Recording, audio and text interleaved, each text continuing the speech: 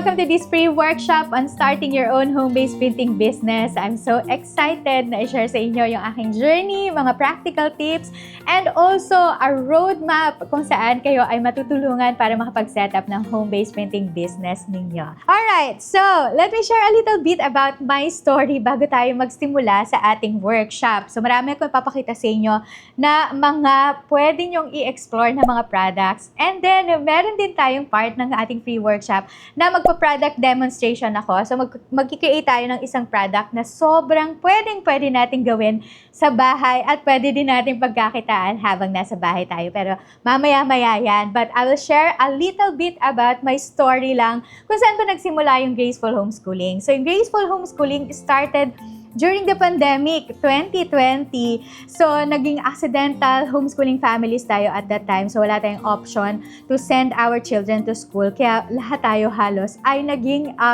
accidental na homeschooling family. So that's the reason why nagkaroon ng Graceful Homeschooling, because we had the desire talaga to share our homeschooling journey. So dun lang siya nag-start. Yung homeschooling journey namin, gusto namin i-share ano bang mga ginagawa sa pag-homeschool, ano yung mga ginagamit naming mga materials, mga books, curriculum. And then, until eventually, mahilig talaga ako na gumawa ng mga learning materials sa mga bata. So, pina-personalize ko, kino-customize ko yung mga learning materials na ginagamit namin sa homeschooling namin based doon sa kung ano ba yung needs ng mga anak ko.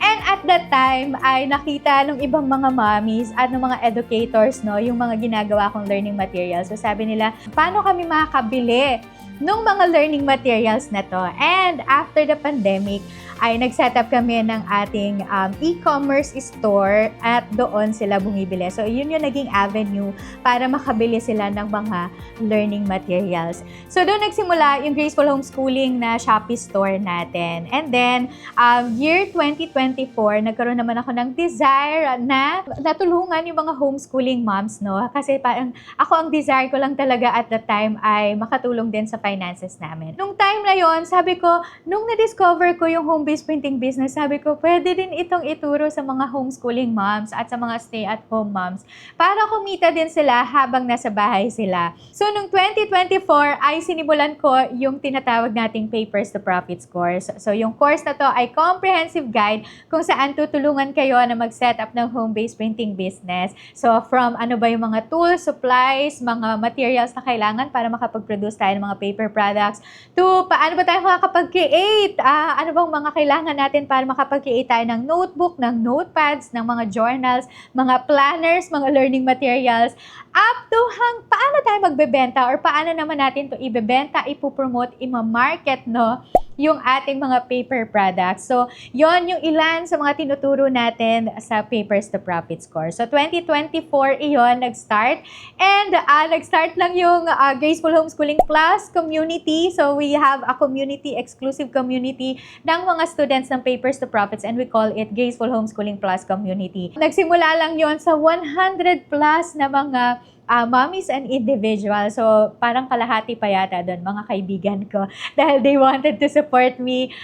So, nag-enroll sila. 100 plus lang yon. Now, we have grown to 4,600 inside the community. So, ito yung mga nanay at individuals na ngayon kumikita na sila habang nasa bahay. Yun yung story ng Graceful Homeschooling. And I hope na kahit doon pa lang, no, sa short history or short story na minention ko sa inyo kanina, ma-encourage kayo na hindi nyo kailangan na mag-start ng marami agad na mga equipment, printing equipment, tapos yung mga heavy duty na mga printers. You can start with a pair of scissors at lumang printer, kagaya ko, di ba? So, since nabanggit ko kanina na yung home-based printing business ay isa sa pinaka-accessible at parang feasible na gawin ng isang stay-at-home at homeschooling mom, that's exactly what we will talk about today. So, ito yung pag-usapan natin today. How to start a home-based printing business, yung mga basic tools and materials na kailangan natin para makapag-produce tayo ng paper products, and yung mga niches na we can explore. Kasi alam nyo, when we talk about paper products, sobrang dami talagang mga paper products. I've listed actually 1,000 list ng mga paper products and hindi pa yun matatapos kasi napakadami pa rin. So, but I've listed 1,000 na mga products or paper products na pwede nating explore. Yan yung pag-uusapan natin mamaya. And then, magkakaroon din tayo ng product creation or product demonstration para naman kung halimbawa gusto nyong magsimula with just basic tools, pwedeng-pwede na kayong makapag-simula. Plus, I'll introduce you to something na para mas mapadali ang journey mo sa kumikita habang nasa bahay. So, yan yung i-share ko sa inyo maya-maya lamang. Okay, let's start with part 1.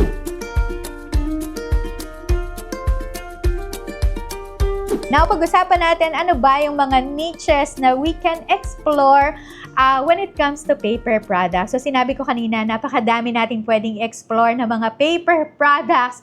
Sobrang dami talaga. So, ang pinakaunang tanong ng mga gustong mag-start ng printing business ay, ano ba ang pwede kong ibenta? So, naitanong nyo na ba yan sa sarili nyo din? Ano ba yung pwede kong ibenta? Saan ba ako pwedeng magsimula? So, now, the key to success is choosing the right niche. Yung may demand at may market. Alam nyo, hindi nyo naman kailangan explore lahat. Yung 1,000 list ko, hindi naman namin yung talaga lahat ginawa right away, pero unti-unti as the business grows, yan. So, kapag na-establish na namin yung isang niche, doon pa lang kami nag-jump into another niche. So, ano ba yung niche? Pag-usapan natin, ano ba yung niche na yan? Na sinasabi mo, Miss Grace, okay, yung niche, it's a specialized segment of the market for a particular kind of product or service. It's a segment in the market. So, for example, meron kang maraming paper products, no? Tapos, ang pipiliin mo lang ay isa. So, let's say, for example, notepad making business or notebook making business or kaya naman journal making business.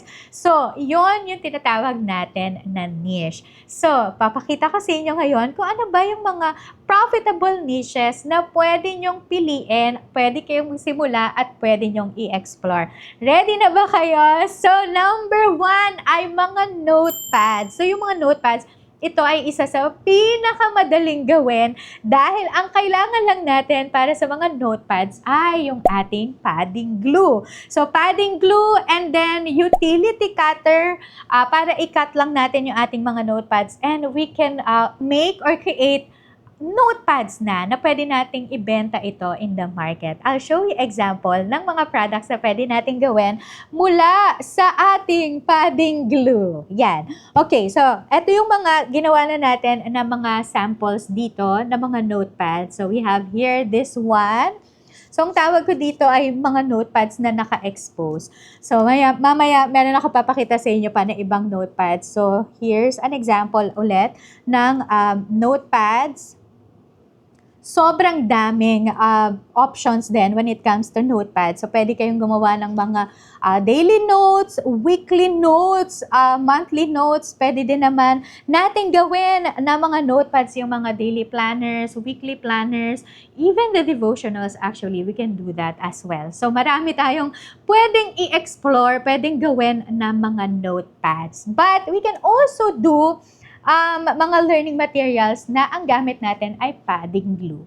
Okay, so we have here an example. This one ay 100 questions for preschoolers at ang ginamit natin dito na pang-bind ay yung padding glue. And ito yung itsura niyan. So meron itong 100 questions na pwedeng sagutin ng mga bata araw-araw. But we're talking about notepads. Bakit ba ako napunta dito? Anyway, alam niyo ba that you can make your notepads premium pagka ginawa natin siya or nilagay natin siya sa isang hardbound na cover. So, I have here examples of those. So, meron tayong ganito. Wait lang. Unahin ko muna itong dalawang ito. So, itong dalawang ito ay makikita nyo na hindi na naka-expose yung ating mga notepads. Kasi ito ay book type na notepad. So, meron na itong cover. Tapos, this one ay hardcover ito. Pero yan ang magiging itsura niya. Premium looking na siya, pero alam niyo ba, ang ginamit lang natin dito ay padding glue. Kung ang question niyo, pwede ba akong gumamit ng kahit na anong glue? Pwede. Kahit na anong glue ang meron ka sa bahay niyo, so pwede ka na rin magsimula ng notepad making business. So yan, yung ating notepad, ito yung isang example natin. Another example na meron ako dito ay this one. So ito ay My Faith Can Move Mountains. So nilagyan ko lang dito ng Bible verse sa cover natin. But this one also ay hardcover. And then, ito naman ang itsura niyan sa loob. So, you can also put pockets here or envelopes para mas maging premium yung ating notepad. So, this one ay daily notes naman siya. Now, pwede pang maging premium looking ito pagka nilagyan na natin ito ng elastic band. So, I have here dalawang examples or dalawang samples ng notepads na meron siyang elastic band. You can buy mga elastic bands na iba't ibang kulay. So, meron kang makikita na mga pastel colors na mga elastic band. So, pwedeng gamitin yun. Depende. I-match mo na lang yan dyan sa cover mo. Meron lang kasi kung available dito na black. Kaya ito na yung ginamit ko. So, yan. Pagka ganito, yung notepad mo, hindi siya bubuka-buka sa bag natin. Tapos, pero ayan, yung itsura niya. So, mas premium siya because meron tayong nilagay na elastic band. You can also put charm here sa elastic band mo or dito sa pinaka-gilid ng iyong notepad. So, ito yung isang example din. So, this one ay daily journal naman siya. But, notepad lang din ito. Now, ito yung mga samples natin ng notepads na ginamitan natin ng padding glue. Okay, now, ito ay premium looking na ng mga notepads, but alam niyo ba na pwede pa natin itong i-elevate to the next level sa pamamagitan ng paggawa ng ganitong mga klaseng notepads. Okay, so yung mga notepads kanina, pinakita ko sa inyo, naka-expose siya. So this one din ay naka-expose, but this one ay meron din itong hardcover na sa ating backing. Pero ang ginamit lang natin na pang-bind dito, alam niyo ba kung ano? Itong ating two-hole puncher. So, you wouldn't believe na two-hole puncher lang makakagawa tayo ng mga ganitong klaseng journals. Tapos, nilagyan lang natin siya or binind lang natin siya ng Chicago screw. So, meron kayong makikita dyan na screws. Dalawa yan. Screw lang yan. So, kaya tinatawag din natin itong refillable notepads. It's because pwede mong i-unscrew tapos pwede kang mag-refill ng mga notepads. So, this is our example ng ating mga notepads. So, here, pwede nating ibenta sa mga occasions like mga weddings, di ba? Mga wedding souvenirs, events, giveaways, and souvenirs. Tapos, kung ano pa, special occasions like birthdays, baby shower, gender reveal. So, pwede na nating ibenta to as, tapos lalagyan lang natin siya ng pen ulit, tapos ipapack lang natin siya ng maayos. So, yan yung example natin. And ito naman ay planner ito. So, self-care planner, pero ginawa natin siyang notepad type. Tapos, nilagyan natin siya ng hard cover. So, ito yan. Diba?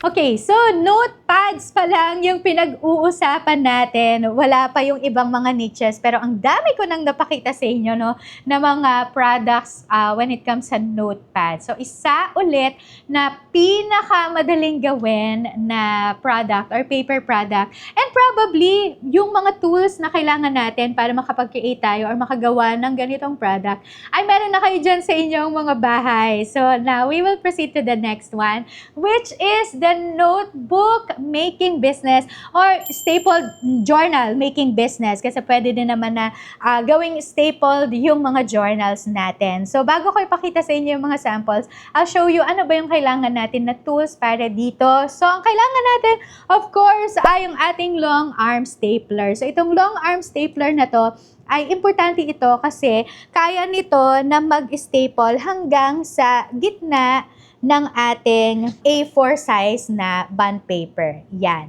Pero halimbawa, meron lang kayong yung ordinary na stapler sa inyong mga bahay, pwede niyo din yung gamitin. Meron lang ding technique kung paano natin mas staple talaga yung ating project. But ito yung ginagamit natin para makapag-create tayo ng staple journals at mga notebook. Mamaya papakita ko sa inyo, meron akong ide-demo sa inyo kung paano natin siya gagawin.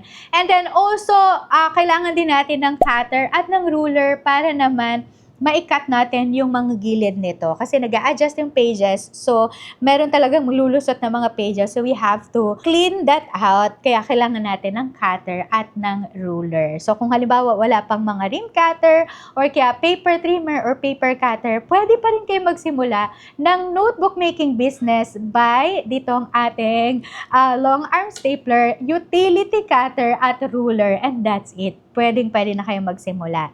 Okay, I'll show you examples ng mga notebooks and journals na ang gamit lang natin ay stapler. Okay, ready na kayo? So, I have here itong mga notebooks ng mga bata. So, yung mga notebooks ng mga bata, so meron ako dito, yan, iba't ibang klaseng designs. Yung loob nito ay lined. Yan siya, di ba? Iisipin nyo ba or akalain ba ng mga tao na sa bahay lang natin ginagawa yung mga ganitong products? So, ito yung examples natin ng mga notebook. So, pwede din i-personalize na yan. Instead na blank ito, lalagyan nyo na ng name. Tapos, ito ay subject. So, yan yung sample natin ng mga notebooks. Napakadami nating pwedeng gawing designs. So, nilalagyan lang natin dyan sa likod ng mga activities ng mga bata para hindi sila maiinip, no? Pagka naghihintay sila na kanilang sundo, ganyan. So, yan, notebooks. So, kids notebooks. Sobrang dami. Yung lahat ng grade levels, gagawan mo ng notebooks, hindi ka mauubusan ng projects when it comes to notebooks. Notebooks pa lang yan na mga pangbata. Alam nyo ba that we could also do notebooks para naman sa mga singles, mga professionals, mga mommies. So, ito yung mga example natin ng mga design. So, ito ay blank lang ito. Ayan, ito yung sample natin ng blank. Yan. Tapos, blank lang ito.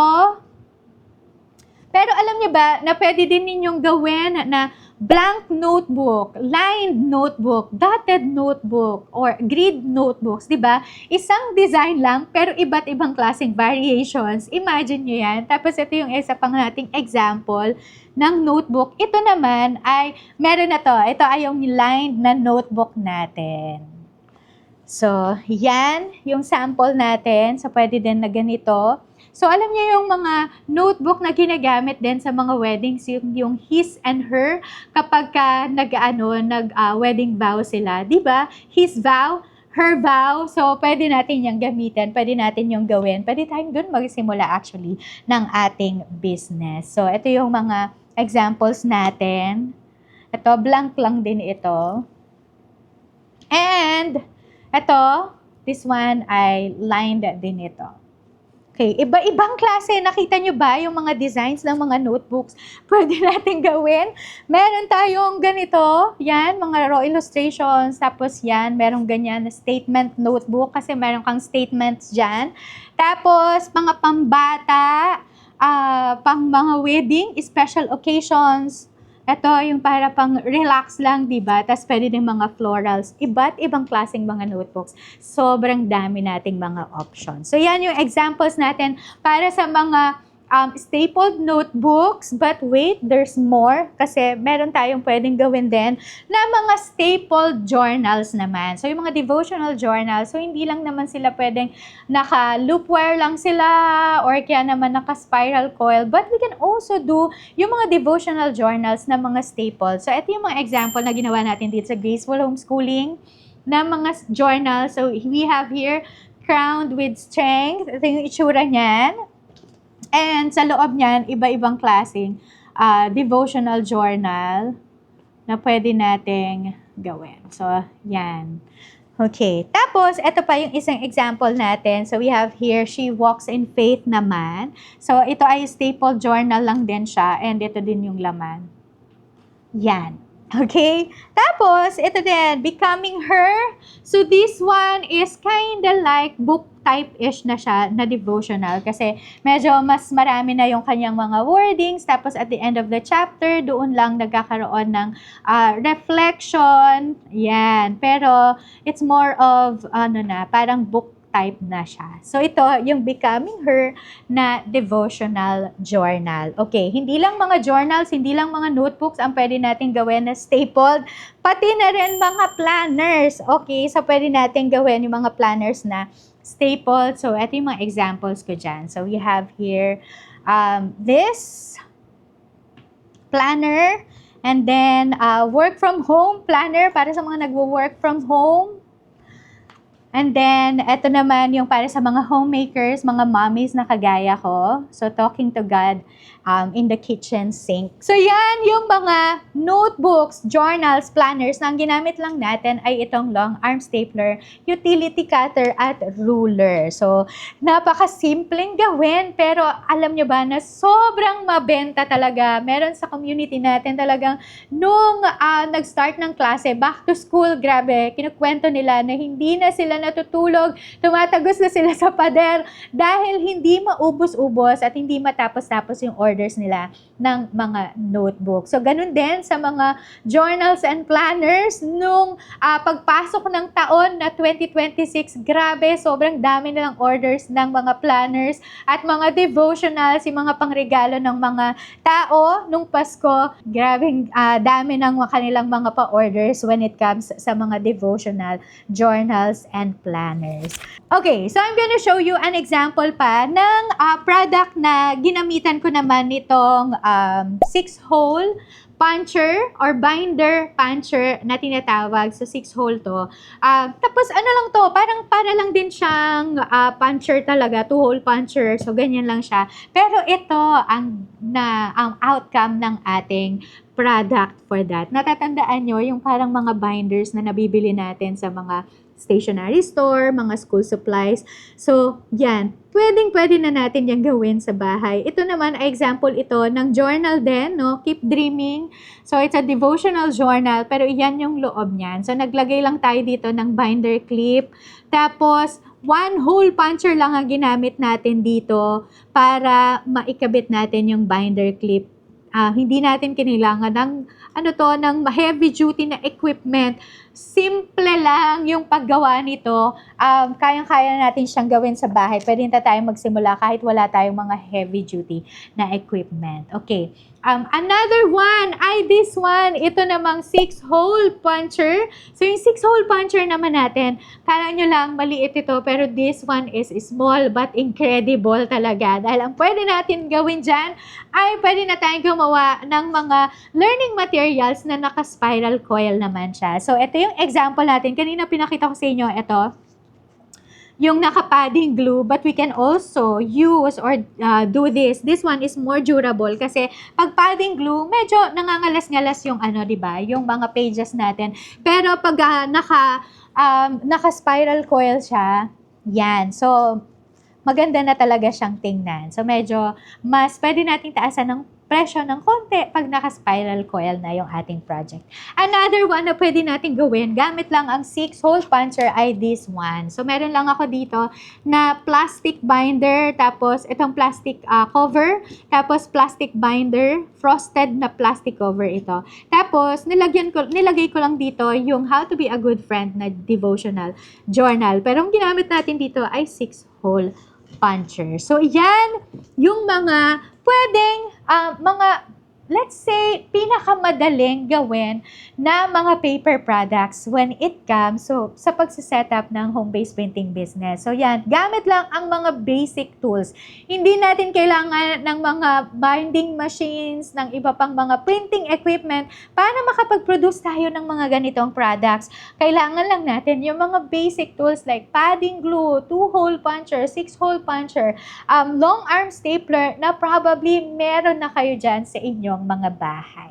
Okay, ano pa yung mga niches na pwede natin gawin? Mga educational printables. Alam nyo ba, when it comes to educational printables or learning materials, hindi rin yan mauubos dahil kung halimbawa yung mga ages ng anak natin 1-year-old, di ba? Hanggang college, meron silang pangangailangan sa mga paper products. So, hindi talaga siya mauubos. Tapos, halimbawa, activity books yung gagawin natin, no? So, yung activity books, grade 1, meron itong math, may science, may English, may araling panlipunan, merong Filipino, may MAPE. Diba? Iba-ibang subjects per grade level. Imagine nyo kung gaano kadami yung pwede nyong makreate na mga learning materials. Wala pa dyan yung mga wall posters, mga charts na dinidisplay natin sa mga classrooms, yung mga classroom decorations, di ba? Yung mga ABC na nakikita natin,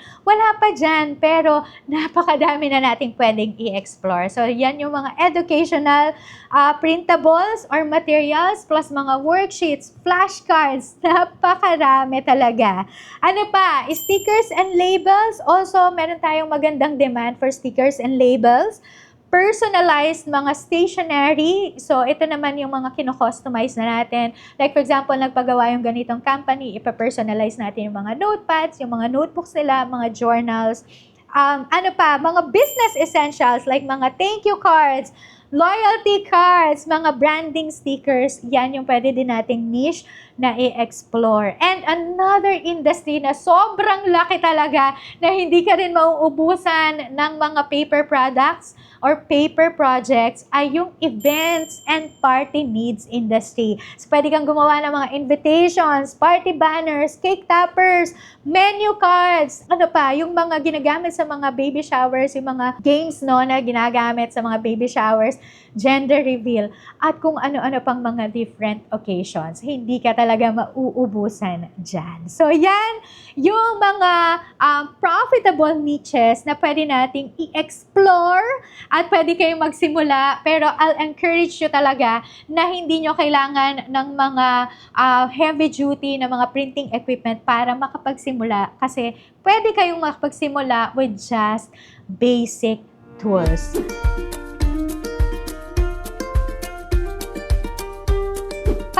Tayo pipili ng niche. Okay, meron lang akong 3 questions that you have to ask yourself, no? Kung ano ba talaga yung gusto kong niche na i-explore or paano ba ako pipili ng niche na gusto kong i-explore. Number 1 ay ano ba ang mahilig akong gawin? Or ano ba yung mahilig kong gawin? Is it designing? Is it organizing? Is it crafting?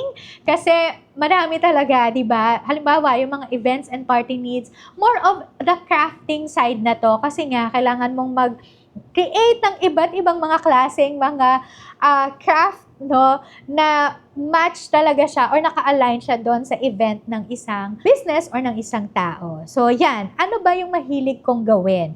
Number 2 ay ano ba yung madalas bilhin ng mga tao? So, pwede kayong mag-check sa mga e-commerce stores natin. Ano ba yung mga gusto nilang mga binibili? Gaano ba yung sales na nabili pagdating sa journals, planners, devotionals, mga notebooks, notepads. Yan. Pwede nyong i-explore yan, pwede nyong hanapin, i-search yan. Even yung mga Facebook trends, ano ba yung mga patok na patok, no? Especially yung mga occasions like Valentine's Day, Christmas, graduation, back to school. So, yan yung mga pwede nyong i-explore. Number 3 ay ano kaya yung pwede mong i-produce gamit ang resources mo. So, nag-start ako sa lumang printer namin at sa isang gunting. Kaya naman, ang naisip kong gawin nun ay mga learning materials like mga flashcards. Kasi nga, pwede kong i-laminate yun ng mga clear tape lang. So, dun lang talaga ako nagsimula sa mga flashcards until eventually ay nag-grow na ito into this graceful homeschooling na meron tayo ngayon. Okay, so yan yung 3 questions that you have to ask yourself para makapili ka ng niche na i-explore ninyo. Okay, now, ang encouragement ko din sa inyo ay para magsimula, hindi mo rin kailangan ng malaking puhunan. But you do need the right tools and materials para makagawa ka ng quality products. Imagine niyo yun, nakagawa tayo ng mga ganitong mga products gamit lang ang mga basic tools. So, ibig sabihin, hindi mo kailangan talaga ng malaking puhunan para makapag-produce ka ng mga high quality and premium na mga paper products.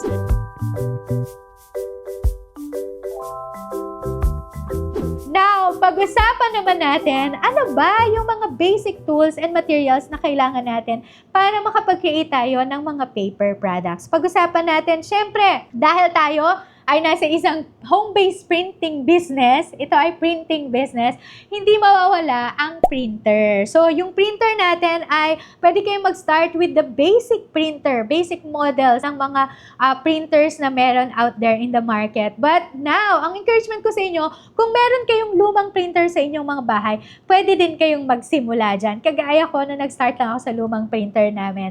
Ano ba yung basic printer na pwede ko ma-recommend sa inyo? Madami ako na-try ng mga printers, but meron lang akong isang brand. This is not sponsored, pero ito talaga, dito lang ako nag-settle down sa brand na to.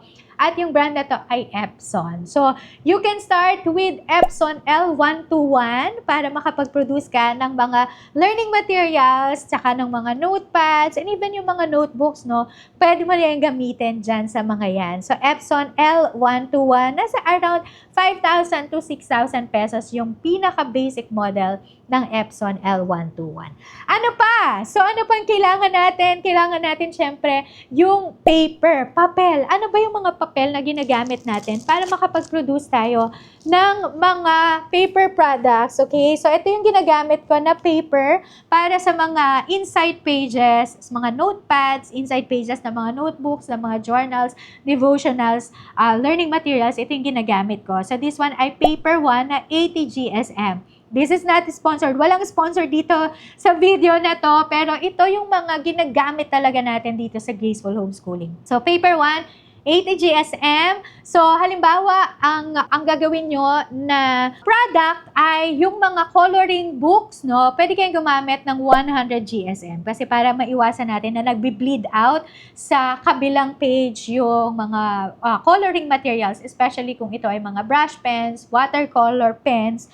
Yan, kailangan medyo makapal yung papel na gagamitin natin. So, gumamit kayo ng 100 GSM na bond paper, pero I'm using this one, 80 GSM na paper 1. Kasi parang yung 80 GSM ng paper 1, makapal na rin talaga siya. Kung ang tanong nyo, ano naman ginagamit natin para doon sa mga cover, no, natin? So, ang ginagamit natin para dito sa ating mga cover ng ating mga notebooks ay itong ating photo paper. So, yung photo paper ay ginagamit natin ito para makapag-produce tayo ng mga covers. Kahit na actually covers ang pwede nating i-print dito, whether ito man ay colorful or medyo parang ganito lang, subtle lang yung color, yan. Pwede itong gagamitin natin. Photo paper na 220 GSM. But if you're using the basic model ng mga printers, hanapin nyo lang yung specs kung kaya nito yung 220 GSM. Kasi yung mga ibang printer, like for example, yung Epson L121, ang kaya lang niya ay hanggang 200 GSM. So, i-check nyo din yung mga ganong details sa inyong printer bago kayo magsalang ng mga makakapal na mga papel. So, ano naman yung ginagamit natin para doon sa mga ganito, ayan, sa mga naka-hardbound, kasi hindi pwede yung photo paper dito dahil kailangan ididikit natin siya sa chipboard. So, ang kailangan natin dito ay itong photo sticker paper. So, I'm using 90 GSM, pero yung glossy na photo sticker paper para maging ganito ang outcome natin. Okay, so yan yung ginagamit natin. Now, paano naman para ma-protection na naman natin yung ating mga paper products, so yung cover ng ating paper products para hindi maging scratch-free siya at water resistant, no, in a way. Ang kailangan natin dito ay this one, itong matte na cold laminating film o yung tinatawag natin na phototap. So yung phototap ay it makes your project or product premium looking kasi parang pag hinawakan pa lang nila, magtataka na sila paano niya ginawa itong ganitong product. Lalo na marami kasing texture ito na pwede kayong pamilian. So, meron siyang mga canvas, leather, hologram, no? Stars, yung mga ganyan, snowflakes, marami pang iba. So, yan yung ginagamit natin na phototap at yung or cold laminating film. Mamaya, papakita ko sa inyo paano siya ginagamit. Okay, so yan yung mga kailangan natin para sa papel. When it comes to cutting tools naman, ang kailangan lang natin ay scissors. Kung wala pa tayong mga heavy duty na cutting equipment, scissors lang. Gunting. Yan, isang gunting. Diyan lang talaga tayo nagsimula. So, scissors, tapos, kung halimbawa, nakapagbenta na kayo, no, pwede kayo mag-scale, no, tapos bibili kayo ng cutter. So, ganun yung ginawa ko before. Nagugupit lang talaga ako, gupit lang ako ng gupit. Tapos, hanggang sa nakaipon ako dahil meron na akong mga pa-orders, ang ginawa ko, bumili ako ng paper trimmer. So, yun yung ginaganon, binababa-baba. So, yun yung binili ko na cutting tool. Pero you could use scissors, utility cutter. So, pwede natin yan gawin or gamitin. Okay, so now, binding and finishing naman. Let's talk about the binding and finishing. So, we have itong two-hole puncher. Nakita nyo kung ano yung pwedeng gawin dito sa two-hole puncher. Meron pala akong papakita sa inyo. Gumawa ako nitong photo book gamit lang ang two-hole puncher at Chicago screw. Yan yung pinang-bind natin dito.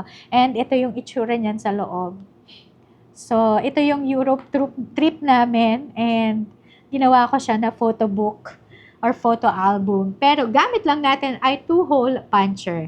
So, yan. Two-hole puncher, six-hole puncher para makagawa tayo ng mga journals na naka-binder.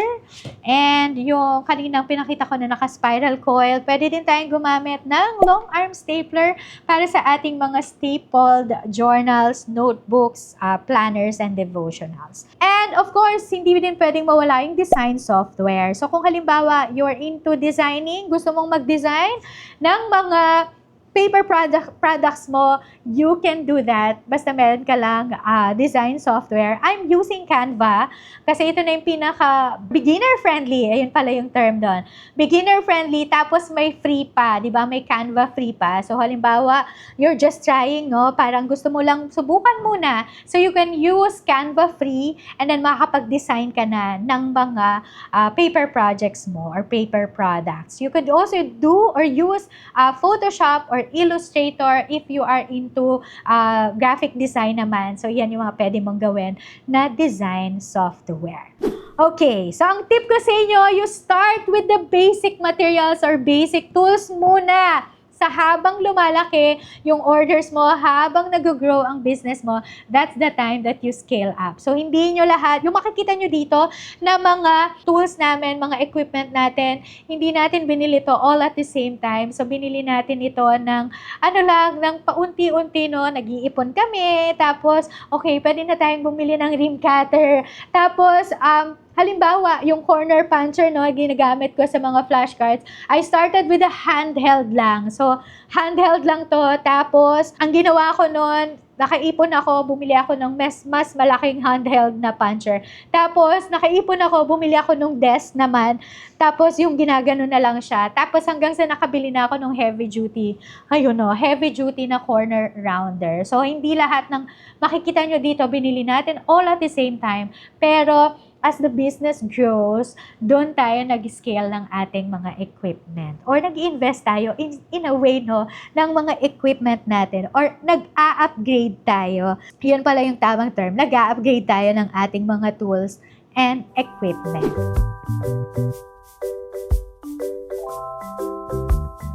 Okay, now for the product creation or product demonstration, I'm gonna show you paano ba tayo magkikreate ng notebook. Gamit lang ang basic tools natin. So, ito yung gagawin natin na project, na notebook, tapos blank lang ang ilalagay natin dito sa loob ng ating notebook. Para lang din, mabigyan ko kayo ng idea na pwede pala kahit na basic tools lang ang gamitin natin. Okay, ready na kayo? So, adjust ko lang yung camera natin para makita nyo ng buo yung ating product creation. Okay, so gagamit lang ako dito ng self-healing mat kasi gagamit tayo ng cutter para i-cut natin yung mga gilid-gilid ng ating notebook. Kasi kung makikita nyo, meron akong border dyan because yung printer namin ay hindi siya borderless. Kaya kailangan natin din siyang i-cut dahil para maging malinis naman yung ating notebook. Okay, so meron ako dyan. Ito yung ating cover, print natin yan. Again, dun sa ating 220 GSM na photo paper. Gagamit lang tayo ng ating photo top. So, ito yung mat yung gagamitin natin. So, itong photo top or yung cold laminating film, hindi na natin kailangan ng laminating machine kasi pwede na natin siyang i-apply. Gamit lang itong ating scraper. So, pag in-apply natin ito, para itong sticker, ipipeel off lang natin. Pero, kailangan hindi siya ipipeel off ng todo. So, kailangan nakaganito siya para hindi natin siya, pagka pineel off mo kasi, tas didikit na talaga siya dito sa project natin or sa cover natin. So, pag dumikit siya dyan, nang hindi nakaayos, masisiraan na tayo ng ating cover. So, ganyan lang ginagawa ko. Naglalagay lang ako ng maliit na pwedeng idikit doon sa ating self-healing mat. Tapos gagamit lang tayo ng scraper para ma-scratch na natin siya. So, dahan-dahan nyo lang siyang ipipeel off kasi minsan, pagka hindi dahan-dahan, naglulukot-lukot siya. Tapos pwede mo na lang i-flatten with your itong ating scraper. By the way, kailangan merong cloth, felt cloth yung ating scraper para hindi masira yung ating or magasgas yung ating photo top. Now, lalagyan ko lang din ng photo top itong ating back para lang din balance yung moisture. Kasi pag hindi nyo nilagyan yan ng photo top, ay mag-curl up yan. So, parang lulukot, parang mag-curl yung ating photo paper. Kaya, importante na both sides, lalagyan natin siya ng photo top. And then, lagyan lang natin siya ng photo top. Like that. Ngayon ay gugupitin ko lang kasi mapapansin nyo na yung mga sides niya ay meron siyang mga excess. So, gupitin lang natin yan.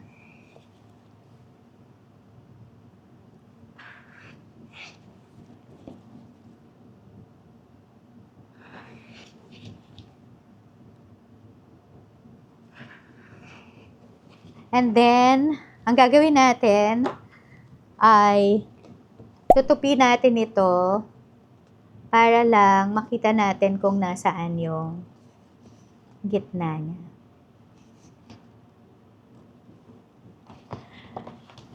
So, meron akong ginagamit dito na scoring board ang tawag natin dito. So, yung scoring board, may mga linya-linya yan para lang din mas mapadali yung lilinya natin dun sa ating cover. Gamit lang ako nitong ating scoring pen para mas madali. Hanapin lang natin yung gitna, tapos itatapat natin dyan sa linya. Tapos, lalagyan na natin siya ng linya. Okay. Magkakaroon ka ngayon dyan ng 3 linya, which is yun naman yung gagamitin mong reference kapag nag-stapler tayo. So, lapat lang natin yan, tapos tak-tak nyo lang kasi minsan hindi pantay-pantay yung bond paper. So, gamit lang tayo nitong ating long arm stapler. Tatapat natin yan doon sa gitnang line natin kanina. Adjust nyo lang itong pinaka niya para may reference na kayo sa susunod. So, I always do 3 stapler. So, sa gitna, tapos sa magkabilang gilid.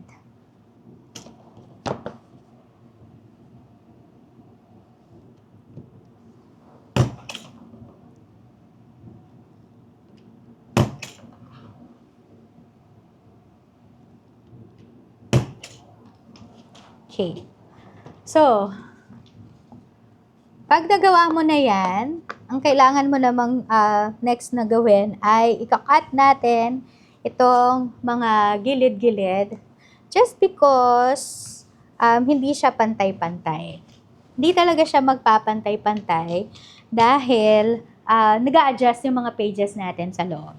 Okay. So, gagamit lang ako ng acrylic ruler and ng ating utility cutter for this. So, lay flat lang natin siya. And then, ang maganda kasi dito sa acrylic ruler natin ay sakop na sakop niya talaga yung notebook natin. Tapos, yung utility cutter, dahan-dahan. Ang technique dito, dahan-dahan lang tayong magkakat ng papel. Huwag kayong masyadong maglalagay ng pressure para magpantay-pantay talaga yung cut natin. But actually, kahit na mano-mano lang or manual cutting, pwede na tayong mag-start ng ating home-based printing business. So, dahan-dahan lang. Make sure din na matalim yung ating cutter para lang din dire-diretso yung ating pag-cut.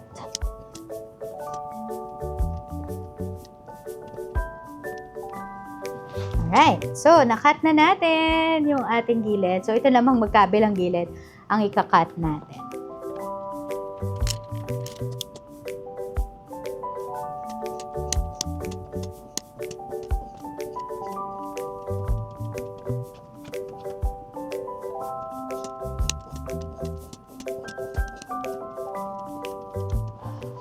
Okay.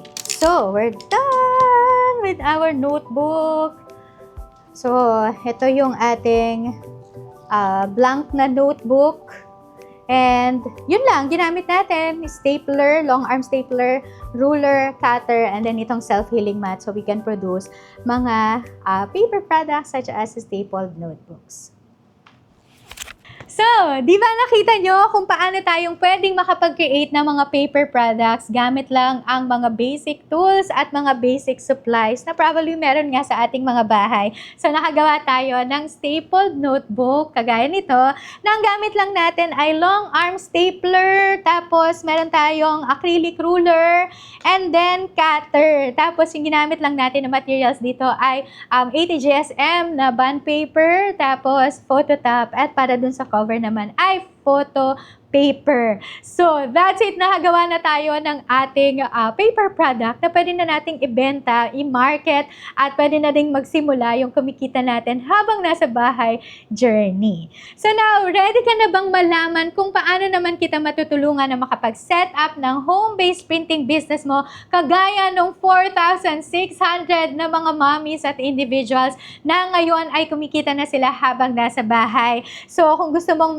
matulungan kita, let me introduce you to Papers to Profits. Alam niyo ba na ang Papers to Profits ay ito ay yung comprehensive guide kung saan tutulungan kita from start.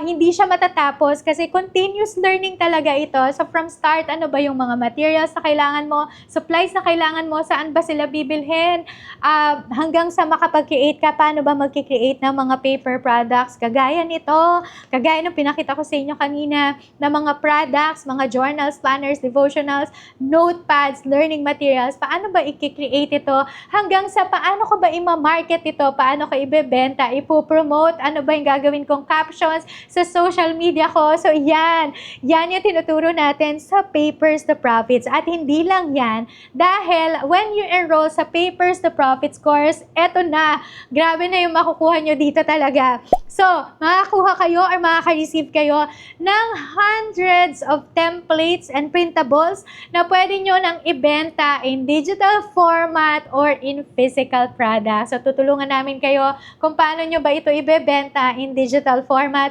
paano nyo siya ibebenta in physical products, no?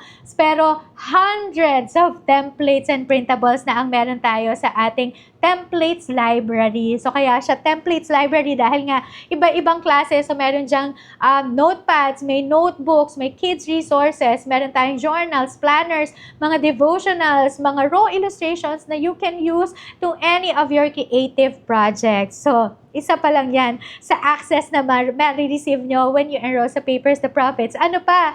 Meron din tayong mga weekly online live classes. So, yung weekly online live classes natin ay exclusive lang ito para sa mga students ng Papers to Profits course. So, para meron tayong regular interaction sa isa't isa. So, nangyayari yan inside our community sa Graceful Homeschooling Plus. And weekly ito nangyayari. So, meron tayong 3 classes.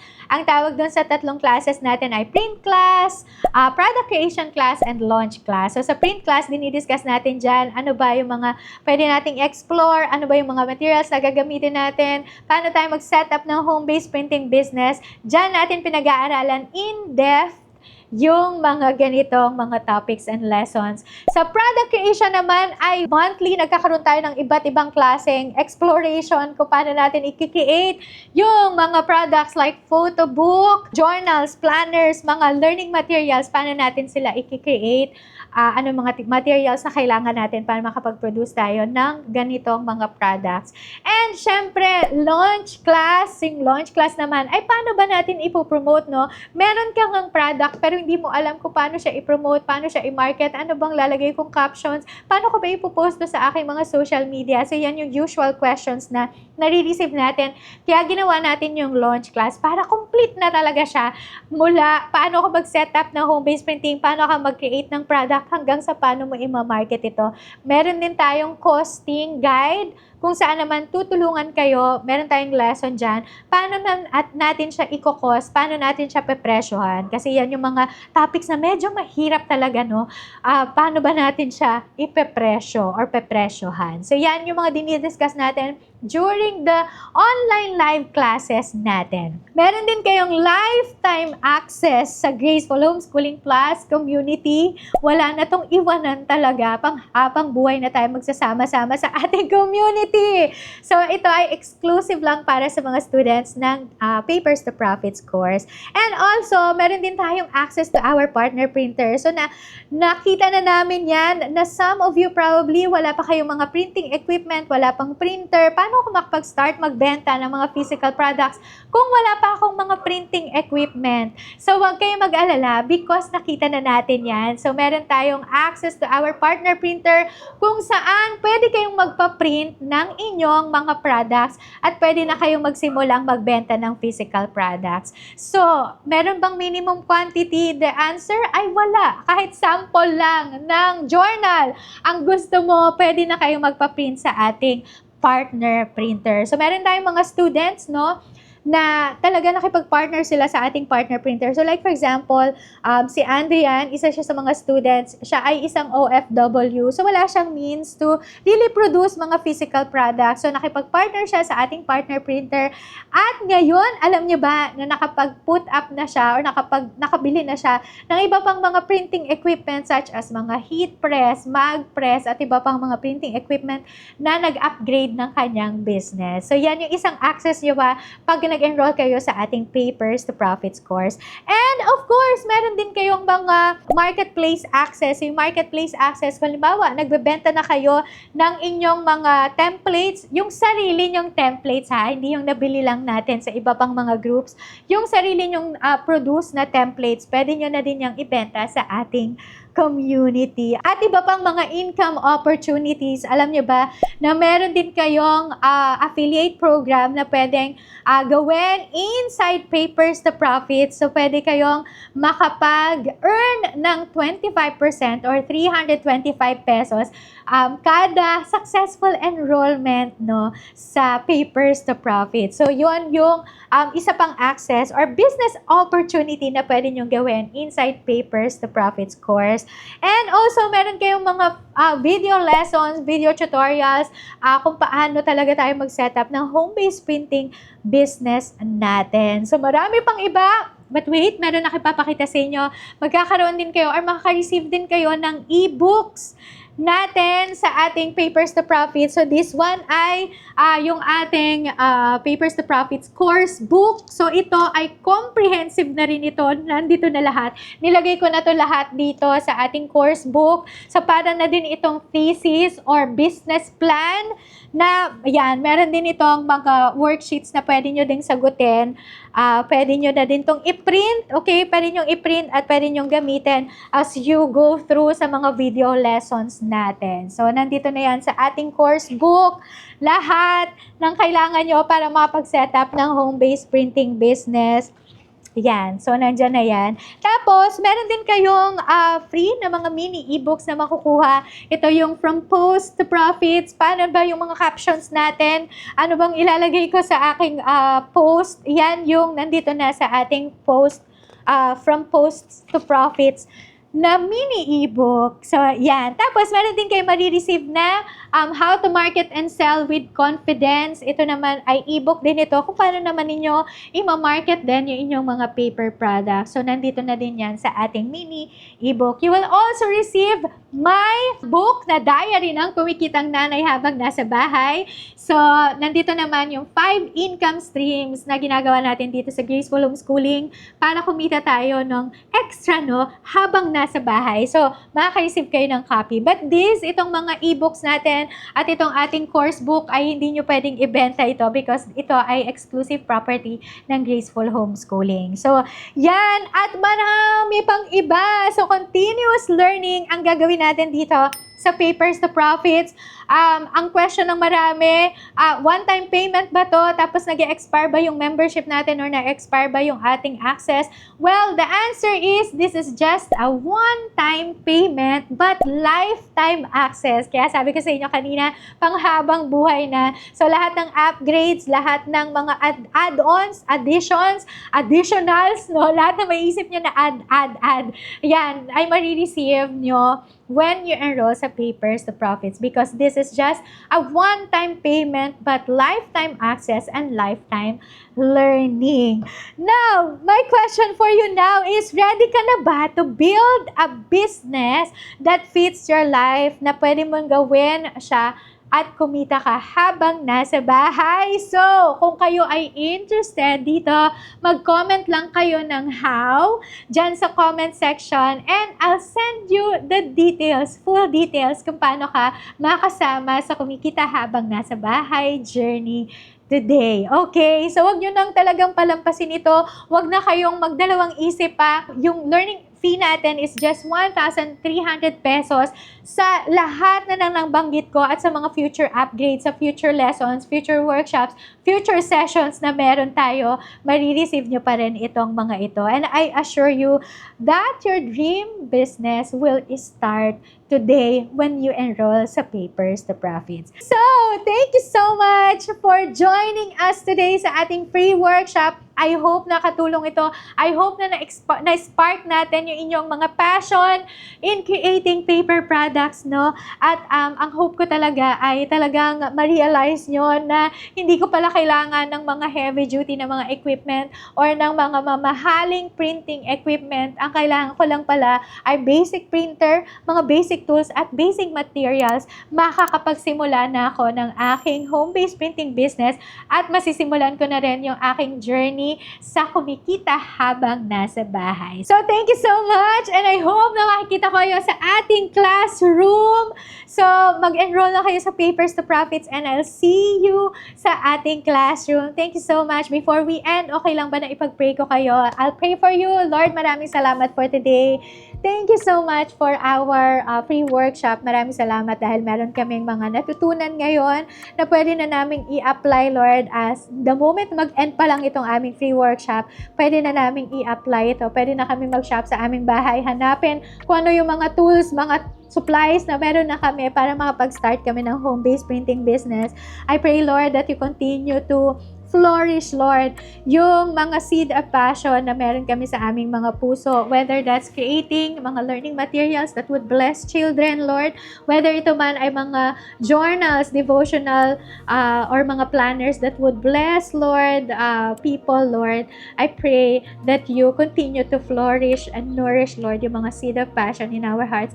We pray na mag-grow ito, God, into something beautiful that we can create mga beautiful products that would bless our community, that would bless our friends, our family, our relatives, and the people na hindi naman namin kilala pero ma-reach, Lord, ng mga products na kinikreate namin. I pray that you continue to bless them, Lord. I pray that kung meron man silang mga product or mga equipment na dinidesire sa kanilang puso, I pray that you provide for them, Lord. Thank you so much because you are our Father, Lord. Ultimately, you are the greatest provider that we could ever have, Lord. Salamat, Lord. Give us, Lord, also the courage and yung encouragement, Lord, na makapag-start din kami, Lord, ng aming home-based printing business. Makasama, Lord, dun sa kumikita habang nasa bahay journey. So maraming salamat, Lord, sa gagawin niyo for the rest of the day. I bless each and every one, Lord, na nanonood ngayon.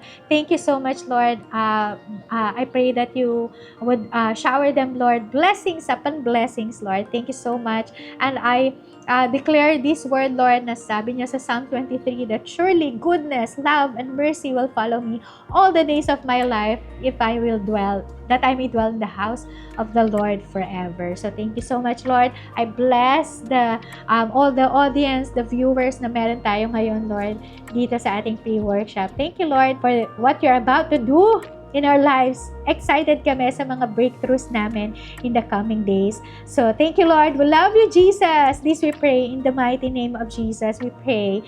Amen, amen, amen. Thank you, everybody, for joining our free workshop. I hope to see you all in our classroom. Bye, everyone!